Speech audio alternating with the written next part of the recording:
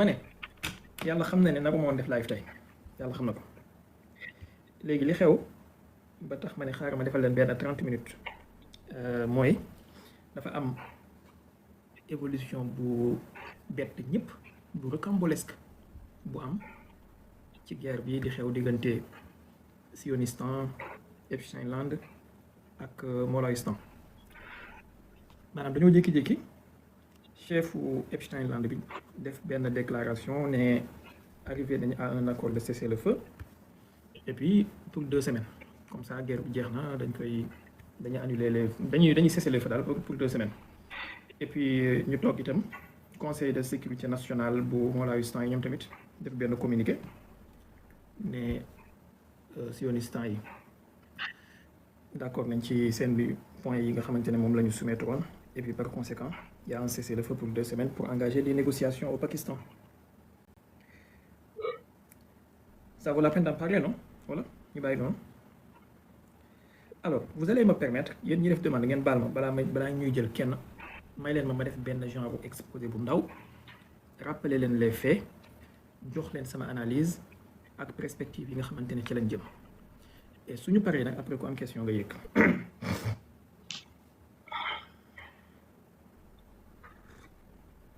Entre temps yéen naankati café yi préparé leen seen kaasu café yéen naankatu thé yi préparé leen seen kaasu thé voilà yéen naankatu yu sedd yi tamit préparé leen seen yu sedd ngeen def ci glaçon. ma ni semaines yi ñu génn yëpp dafa am lu doon xew mooy y avait Donald Trump qui menaçait urbi et orbi que ne dina ouvrir les portes de l'enfer sur l'Iran bu fekkee Iran accepté wul ouvrir le détroit d'Ormuz bi nga xamante ne nii ça a été ouvert avant la guerre bi moo ko tëj. menace am yooyu noonu ça allait crescendo saa yi bu nekk wala bés bu nekk ak baat bu ñaaw bi muy utiliser ak vocabulaire bu ñaaw bi muy utiliser ba tey ci suba si mu utiliser benn vocabulaire boo xamante ne daanaka adduna bi yëpp ko ñaawlu même au sein des États-Unis am na ñu jug ñaawlu ko parce que ils considéraient que c'était des mots de trop quand même parce que allant jusqu'à dire que dafay effacer la civilisation iranienne entièrement ce soir c'était quand même de trop. Maintenant yeneen chronologie événement yaakaar naa xam ngeen ko soxlawul ma ciy ñëwaat avant guerre bi tàmbali dóorante yeeg nangam ak nangam vous connaissez tout cela. Maintenant allons-y directement ci lan moo xew lu tax mu xew naka la xewee ak lan mooy xewee après n'est-ce pas. Dadaa nee na naa wax ci jàmm Dadaa jàmm rek lay wax en tout cas dinaa wax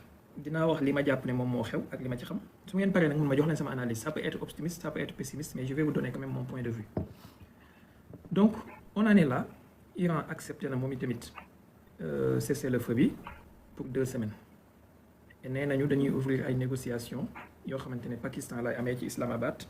et négociation 2 semaines yooyu noonu il est possible ñu rallonger délai bi su fekkee ñaari parties d'accord nañ ci loolu. léegi tey ci ngoon il se trouve que dafa mel ni maa ngi woon ci live Mohamed yaakaar naa yéen ñi fa nekkoon yëpp li xew ni du leen bett parce que avertir woon naa leen ci du tey ci ngoon kese mais démb ci sama live bi wax naa ko ci que ne leen il y avait 2 possibilités joxe woon naa sax ay pourcentage ak première probabilité mooy que mu mettre ces menaces à exécution et puis Iran riposter et puis ça sera l'enfer pour tout le monde. Deuxième probabilité ak plausibilité mooy mu dem ba temps bi di waaj a jeex mu déclarer que ne way négociation yaa ngi avancé et puis par conséquent dafay extendre délai bi pour un autre délai tout ça je vous l'avais dit. kon yéen ñi nga xamante ne da ngeen di topp en tout cas a'uuzu billaahi min kalimati ana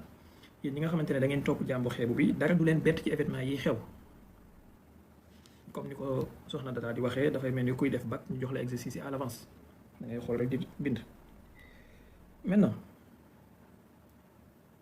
Donald Trump communiqué bi nañ ko jàngat dafa wax ne après demande insistante bu Pakistan jot na moom Donald Trump 10 points yi nga xamante ne moom mooy revendication yu iranien yi et 10 points yooyu noonu mën na servir de base pour négocier et par conséquent demandé na à ce que ñu def cessez-le-feu et accepté na ko aussi cessez-le-feu de 2 semaines cessez-le-feu boo xamante ne durant lequel Iran dafay nangu ubbi détroit d'Ormuz bi directement automatiquement et sans benn contrainte et puis suñu paree foofu ñu jéem a xool naka la ñuy lijjantee yeneen problème yi nga xamante ne yëpp moom moo dox seen diggante ak Iran pour établir benn genre paix globale ci Moyen-Orient bi. am na lu bari lu ma bëggoon a wax mais je sais pas ndax jar na ko. Je vais commencer d'abord pour vous dire que guerre bi y avait 2 possibilités wala 3 yu mënoon a am comme issue bu njëkk bi mooy défaite totale bu Iran ak capitulation wam ñu nangu li nga xamante ne moom la américains yi bëggoon ci ñoom soulèvement am changement de régime am américains yi imposé li nga xamante ne moom la ñu bëgg foofu ne leen benn merci ñaareel bi mooy ñu am benn défaite totale de la coalition boo xamante ne ñoom dañuy mujj accepter les conditions yi Iran bëgg Iran continue nekk une république islamique avec des mollahs à côté avec un guide suprême avec un président et seen système bi resté comme tel qu'il est wala tel qu'il est ba pare ñu am ay négociations avec des concessions plus ou moins importantes mais quand même Iran mooy gagné ne leen ñaar ñetteel bi mooy ñu am benn match nul boo xamante ne nii ndam demul ndam dikkul et nan lay mujjee déflagration lay doon yeneen acteurs dugg ci affaire bi explosé mu mujjee jur une guerre généralisée yeneen réew di ci dugg man yàgg naa gëm ne probabilité boobu noonu probabilité bu néew a néew la pour mu am bu néew a néew la pour ay yeneen réew dugg ci guerre bi yooyu di lekk musuma dàq que réewu golfe bi ak allié wu américains yi mënoon nañu agressé Iran mais quand même yeneen réew dugg ci comme ay allié wu Iran lu mel ne ay Russie ak ay Chine j'ai toujours écarté cette probabilité là pas plus tard que démb maintenant su fekkee Iran accepté na à mi-chemin accord de cessez-le-feu bii permettez-moi de vous le dire ça peut être une victoire pour l'Iran mais man sama propre considération dama jàpp ne défaite la pour Iran je vais vous dire pourquoi maanaam lu tax mu mën a nekk victoire pour Iran mën a nekk défaite pour moom li tax mu mën a nekk victoire pour moom mooy après 40 jours de guerre xam ngeen saay booy dugg ci guerre da ngay teg say but de guerre lii ak lii ak lii laa bëgg lii ak lii laa bëgg a atteindre léegi soo demee ba 40 jours te but de guerre yi nga tëraloon noonu yëpp daanaka benn amu ci bi ci njëkk mooy changement de régime nga bëggoon da nga fay jëlee Khamenei bu am 87 ans tu as à sa place un Khamenei bu am 56 ans da nga fay rey ay généraux ñu remplacé leen ak yeneen généraux maanaam système mu Iran bi système de commandement Iran bi ak construction systémique bu Iran bi c'est toujours en place. Il y a le guide suprême, il y a les gardiens de la révolution, il y a l'armée, il y a le président, il y a le parlement, il y a tout. Donc rien n'a changé. Il n'y a que les têtes qui ont changé, mais rien n'a changé. Kon foofu échec la pour la coalition, victoire la pour Iran.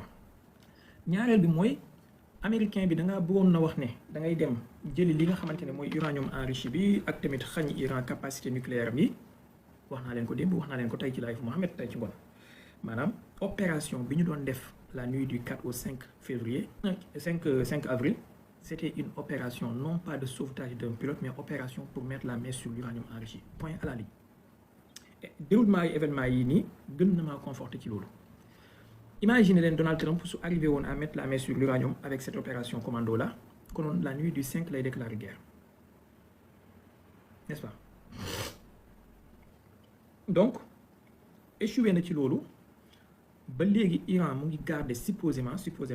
460 kilos d'uranium enrichi yoo xamante ne mën na ko transformer mu nekk 20 têtes nucléaires entre 16 et 20 têtes wala 12 et 20 têtes nucléaires ba léegi Iran mu ngi garder ay centrales nucléaires ak ay infrastructures nucléaires yoo xamante ne ils sont plus ou moins intacts n'est-ce pas donc côté bi nga bëggoon ci wàllu nucléaire Iran bi échoué nga ci ñetteel bi mooy da nga ne woon da ngaa bëgg limiter la capacité balistique de l'Iran léegi xam ngeen lu may def entre parenthèses baal leen ma tuuti yéen ñi nekk ci suuf mandat de dépôt xam ngeen ni ngeen def pour ñu ubbiwaat ko n'est-ce pas merci beaucoup léegi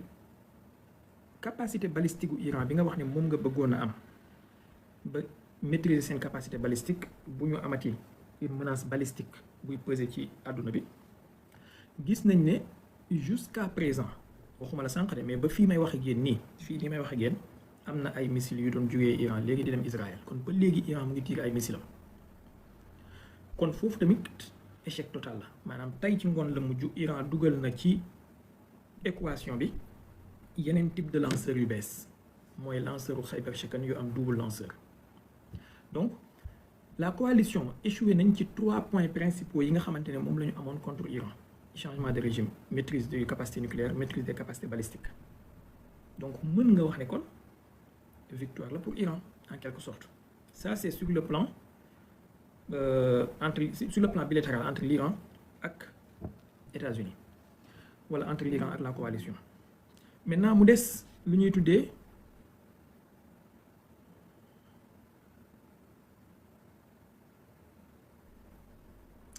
waaw wax nga dëgg de daa mel ni xëy na tur yi may tudd ci comme ci kii tur dëkk yi may tudd moom mooy def kii mais dafa mel ni gars yi dañ koy signaler parce que maa ngi jot ay signalement quand même. Anyway amul problème su tëbee rek ma dem nekk ci la ma nekkoon sànq. man je vous aime beaucoup yéen ñëpp je vous aime beaucoup moo tax may toog di wax ngeen di toog di may déglu mais su naree dem ba ñuy signaler live bi muy tëb c'est pas compliqué mën ngeen dem après déglu ay ñoom Adamo après man ma dem téye sama course wala ma dem téye samay livre j'ai plein de choses à lire. Alors ma ne léegi kon sur le plan bilatéral wala sur le plan entre les deux protagonistes, l'Iran et la coalition. Maintenant mu des beneen plan bi mooy sur le plan stratégique beaucoup plus large. Bokkoon na ci motif yi tax Trump déclenché guerre bi mooy bëgg a am levier de négociation bu muy yóbbu Chine. Xam ngeen dafa waroon na def voyage Chine ci mois d'avril bii ni ñu nekk. Finalement xam na ne su demee amul benn carte en main bu muy mën a présenter le président chinois pour un éventuel bras de fer. Économiquement la Chine moo nekk di dominer mbir yi, technologiquement les États-Unis sont laissés en rade, même ci wàllu intelligence artificielle il y a le DeepSeek qui a cantonné les OpenAI ak yu mel noonu. Énergétiquement la Chine se porte bien, donc il fallait mu am un levier de pression bu muy mën a sukkandiku pour négociation bi ak Chine. Te semi victoire bi mu am ci Venezuela doyul ba fii mu ngi tolloo. Semi victoire bi mu am ci Venezuela doyul, donc il fallait mu am beneen gros morceau bu nekk bu tudd Iran pour mën a am levier de pression, puisque il peut pas se payer la Russie en Ukraine. Donc finalement daa mel ni xaw naa dem ba xaw a génne yaakaaram ci loolu mu ne xaaral mu xool fu muy mën a nappaatee ay jën pour bu demee jàkkaarloo chinois yi. Maintenant boo xoolee ci plan stratégique boobu da ngay gis ne tamit échec la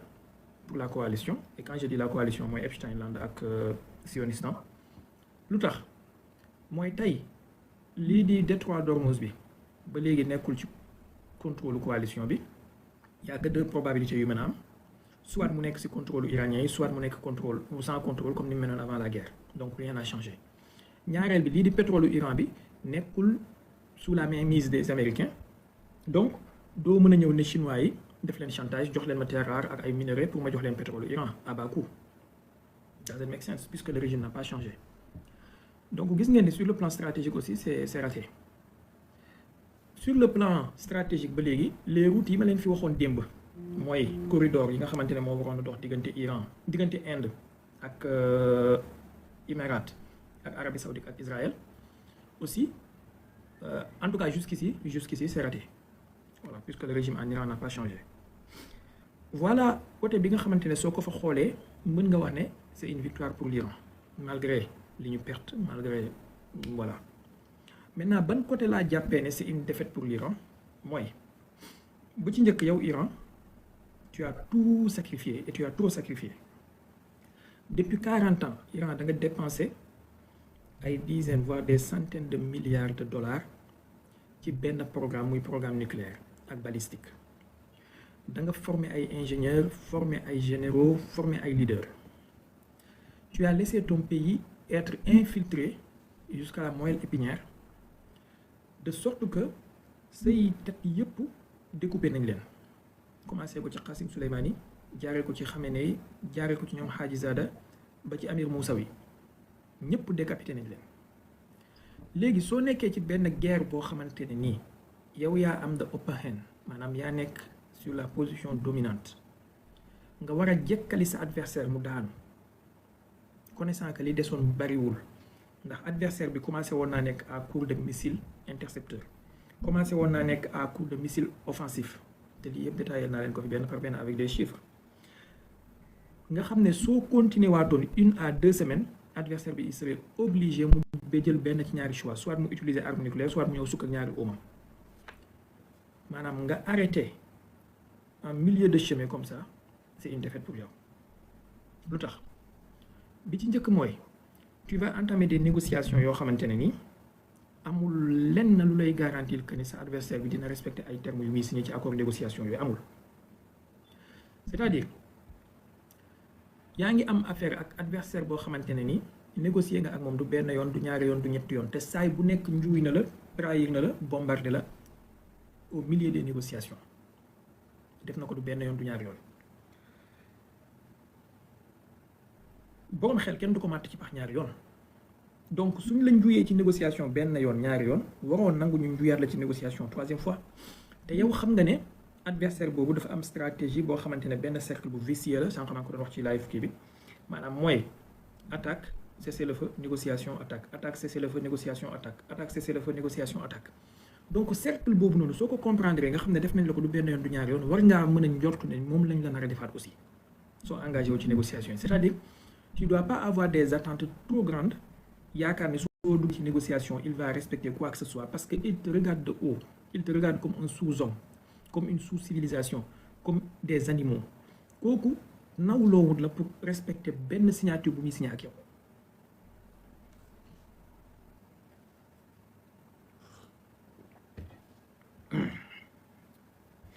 maanaam lii dafa war a bokk ci li nga waroon a intégrer ci sa logiciel de pensée xam ne adversaire bi dara du ko doy lu dul nga écraser ko wala moom mu écraser la donc sur ce plan là tu vas aller vers des négociations yoo xamante ne dina permettre adversaire bi entre temps mu regrouper waat ay forces am rééquiper waat boppam remplir waat ay stockam te su paree li mu signé ak yow yëpp mu xotti ko sànni ci mbalit mi comme si musu koo signé quelle que soit concession booy mën a def moom adversaire la boo xam ne intégré na ci cerveau am que ne le droit international ne s'applique pas sur lui yoonam nekkul ci ay droit international moom da nga koy écraser wala mu écraser la maintenant l'Iran vient de commettre la même erreur que bi Russie nekkoon di commettre depuis 2014 face aux Occidentaux ça je le dis et je le maintiens et je le souligne avec 50 000 traits dagg leen vidéo bi ngeen denc ko dagg leen vidéo bi ngeen denc l'Iran vient de commettre une erreur monumentale en acceptant ce cessez-le-feu c'était pas une guerre bu war a jeexee ci cessez-le-feu c'était une guerre bu war a jeexee ci un accord de paix maintenant lan moo jur erreur monumentale bi selon mon analyse Iran dëkk la boo xamante ne nii dañ ko infiltrer ba comme pas possible c'est-à-dire les mêmes personnes qui ont signé ce cessez-le-feu là les mêmes personnes ñoom ñoo signé woon ñoo nangu woon cessez-le-feu bi amoon ci mois de juin 2025 c'est le même président c'est le même ministre des Affaires étrangères ce sont les mêmes conseillers à l'époque bi ñu ko signé j'avais dit ici malheureusement man du may garder samay vidéo pour ay archives ak yooyu parce que bon je sais pas damay def vidéo di bàyyi muy jàll peut-être am na ñu koy jël mais lii yëpp suñu leen ko tegalaatoon da ngeen di gis comme si c'était une prophétie bien vrai que je suis pas un prophète je suis pas un messie je ne détiens aucune vérité mais sauf que y a des réalités il y a des faits yoo xamante ne soo ko xamee tu sais que 1 plus 1 ça donne 2 à l'époque j'avais dit clairement que ni Iran accepté na cessez-le-feu en juin 2025 deuxième round wu guerre bi c'est une question de temps dañ ko attaqué waat bi ma ko waxee ñu bëri bëgguñu ko nëgëm léegi bind leen lii ngeen denc Iran accepté na cessez-le-feu bii wallahi su continué wul guerre bi c'est une question de temps danañ ko attaqué waat benn ci ñaari yëf mooy mën a tee ñu attaqué waat ko bind leen ngeen denc duma molla duma gisaanekat mais jàpp leen lii benn ci ñaari yëf yi mooy mën a tee ñu attaqué waat Iran mooy mu poursuivre guerre bi jusqu'à ce que l'adversaire reconnaisse que la paix devienne une nécessité pour moom et non une option ñaareel bi mooy entre-temps ci négociation yi mu def test nucléaire su fekkee 460 kilos yi mu denc am na xeluk transformé leen en tête nucléaire lii su ko deful bind leen ngeen denc comme ça lazim bi nga war a def soo jullee fajar la c'est une question de temps il sera encore attaqué et attaque bi ñu ko nar a def troisième fois soo moytul boobu moo koy daaneel je suis pas euphorique, j'essaie d'être lucide. Quel que soit ni ma faralee dëkk bi, quel que soit ni ma faralee politique am bi muy def, noonu laa amee tamit ay critiques ci seen orientation stratégique. Man je peux pas comprendre un président boo xamante ne yaa ngi fi depuis 2024 bi nga fi nekkee ba léegi catastrophe sur catastrophe mooy am te le pays ne se pose pas de questions ci président bi ak administration. Je parle des mots là. Man je peux pas comprendre un conseil de sécurité nationale dirigé à l'époque par Ali Lahari Diani. Ali Lahari Diani mi yaakaaroon ne il pouvait faire confiance aux occidentaux pour négocier ak ñoom gis nañ fi mujj tey mu ngi ci biir bàmmeelam yàlla na ko yàlla yërëm. C'est-à-dire ce sont des gens yoo xamante ne ni ki nangoo négocier ak ñoom kooku la ñuy poignarder dans le dos. Vous avez vu, ils ont essayé de tuer Kamal Kharazi. Ils ont réussi à tuer sa femme. Moom, il est gravement blessé. Il est toujours à l'hôpital d'ailleurs. Maintenant, celui qui commet l'erreur de négocier avec eux, il sera le suivant sur la liste. Il sera le suivant sur la liste. Maintenant, ñoom seen allié yëpp maanaam je parle de la coalition seen allié yëpp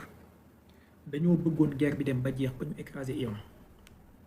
kon suñu nangoo arrêté guerre bi actuellement nii du seen mbaax moo tax du seen bëgg jàmm moo tax du comme ni ko ñenn ñi di waxee ay c'était une fausse guerre non li tax ñu arrêté guerre bi à cette instance-ci mooy gis nañu ne actuellement il y a 8 wala 9 sur 10 des missiles yi Iran di envoyé qui touchent leur cible. C'est-à-dire leur système de défense antiaérienne est devenu comme des rideaux Maïga. Ça passe. ñaareel bi y a des échecs sur échecs ci seen opération yi ñu yaakaaroon yépp. Première opération bi ñu yaakaaroon mooy débarquement amphibie avec le bateau Tripoli là bi ñu indi woon. Ça a échoué. Deuxième opération bi mooy troupes yi ñu naroon na aéroporté pour duggee ci nord beeg yooyu noonu les Iraniens jiitu leen ci bombarder seen caserne de regroupement de troupes bi. Troisième opération moo nekkoon seen joker mooy opération pour mettre la main sur l'uranium enrichi bi nekk Isfahan. jàppuma woon ne c'était le bon moment pour faire un cessez-le-feu. Voilà. Ils vont se regrouper, ils vont s'armer, ils vont faire semblant de négocier tout en préparant des paquets de sanctions, essayant aussi d'armer des soulèvements populaires, de créer des révolutions de couleur, et ils vont revenir à la charge. Bukki guddi la soo ko dàqee bul nelaw yandoor da nga koy dàq par la porte il va revenir par la fenêtre. Beneen aspect bi tax ma jàpp ne c'est une défaite stratégique pour Iran. Bon, je vous ai dit lu tax ma war a jàpp ne c'est une victoire, mais aussi il y a lu tax nga war a jàpp ne c'est une défaite. Li tax ma war a jàpp ne c'est une défaite stratégique pour l'Iran. Regardez te lii mën ngeen ko yokk ci li ma leen doon wax démb ci affaire multipolarité du monde. Ukraine bi ko Russie attaqué, il y a eu tous les pays occidentaux qui ont déclaré ouvertement que la Russie était l'agresseur et que l'Ukraine était la victime. Beaucoup ci signalé live bi merci beaucoup su tëbee wallahi da ngeen ma arrangé su ngeen xamoon ni may sacrifier sama temps pour toog di wax pour live bi tëbee da ngeen ma arrangé continuer leen di signalé baax na bu baax a baax merci beaucoup. Donc ma ne tous les pays occidentaux dañoo d'accord ne Ukraine mooy victime bi Russie mooy agresseur bi n'est-ce pas. yemuñu ci loolu ñoom ñi ci ëpp ci ñoom dañoo dem Ukraine physiquement pour témoigner leur soutien à l'Ukraine. Maintenant la coalition bi ñu attaqué Iran xalaat leen bu baax ci li may wax la coalition bi ñu attaqué Iran il y a les pays des BRICS ñenn nañu ci ñoom en tout cas ils ont déclaré que c'était une guerre d'agression. Amul benn dirigeant ci àdduna bi wala premier ministre bu teg tànkam biir Iran pour soutenir les Iraniens benn amul. Vous voyez pourquoi l'Occident reste encore hégémonique et dirige encore le monde dans les mentalités. Vous voyez ci Ukraine Joe Biden dem na fa Macron dem na fa Starmer dem na fa Ursula von der Leyen foofu lay njogonaloo chaque jour daanaka ñoom Gabriel Attal ak tout le monde est parti là-bas tout le monde daanaka pèlerinage lañ ko def ba ci Justin Trudeau bu nekkoon Canada dem na fa récemment je crois que seen premier ministre bu bees bi Mark Carney xaw ma lan moom tamit dem na fa maanaam def nañ ko daanaka Ukraine mu nekk benn genre Saint Zelensky bu ñuy def pèlerinage. Mais en Iran les pays qui se disent soi-disant alliés de l'Iran, personne n'a mis les pieds en Iran pour soutenir l'Iran. Personne. Et pourtant bombe yi da doon taw ci Ukraine jamono bi fay gars yi dem comme ni muy tawee ci Iran te xam ngeen ne su benn président wala benn premier ministre naroon na dem Iran coalition bi amuñu dofuk di ko bombardé seetlu leen li ma leen wax bu baax a baax ngeen xalaat ci. Donc sur ce plan-là aussi on peut considérer, merci beaucoup S2D ci cadeau yi jërëjëf, sur ce plan-là aussi on peut considérer que c'est une défaite stratégique pour l'Iran parce que ñi mu yaakaar ne ay alliés lañ wan nañ ko ne ko ils sont des alliés que pour des déclarations, ils ne sont bons que pour faire des déclarations ak peut-être ay soutien yu mënta ñàkk ci ay données satellitaires ak ay données de ciblage. Il n'y a pas eu de Sukhoi 35 ou de Sukhoi 35, il n'y a pas eu de Matic 24, il n'y a pas eu de Fulani 56, il n'y a pas eu de Dada 48. Walou. Même Omar Thiam 129, il n'y a pas eu. Walou.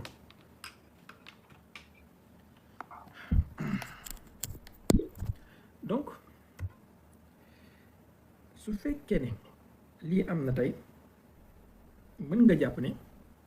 am na côté boo xamante ne victoire la pour Iran, am na côté boo xamante ne défaite la. Quant à la coalition, c'est une position moo gën a leer, je pense que défaite la pour ñoom mais ñu ngi préparer beneen victoire maanaam parce que reculer pour mieux sauter la ñu def ñoom. Bu ngeen seetloo loolu la ñu defoon ci Serbie en 99 avec le Kosovo, c'est-à-dire dañoo commencé guerre bi pendant 78 jours affaire bi métti loolu ñu bombardé Serbie bombardement yu métti bi ñu demee ba xam ne mënuñoo am li ñu bëgg par les armes dañoo oote un cessez-le-feu, négociation, finalement ils ont dû arracher le Kosovo par la diplomatie wala par la ruse. Bu ngeen seetloo loolu la ñu def Ukraine ci Russie en 2004, c'est-à-dire dañoo njëkk a créer révolution orange nangam affaire yu tàng ñu ne nañ def accalmie woote négociation.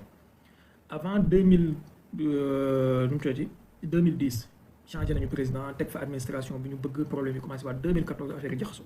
Donc ils essaient toujours d'obtenir li nga xamante ne mënuñu ko am par les armes, ils essaient de l'obtenir par la diplomatie et la ruse. Voilà bu leen ko ay armes mën a am dañuy jël. Maintenant je vais conclure en disant que ñi yaakaaroon ne c'était une fausse guerre yépp dites-moi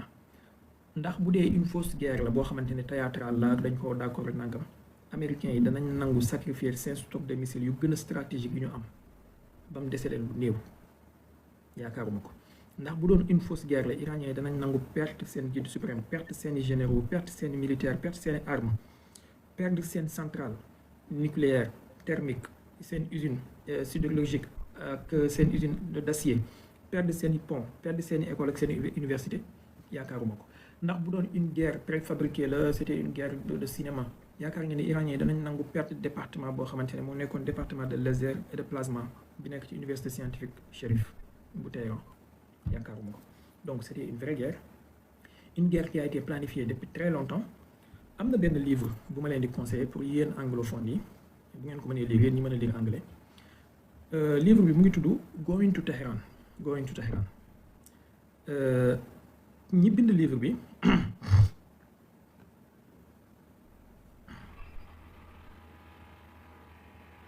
bi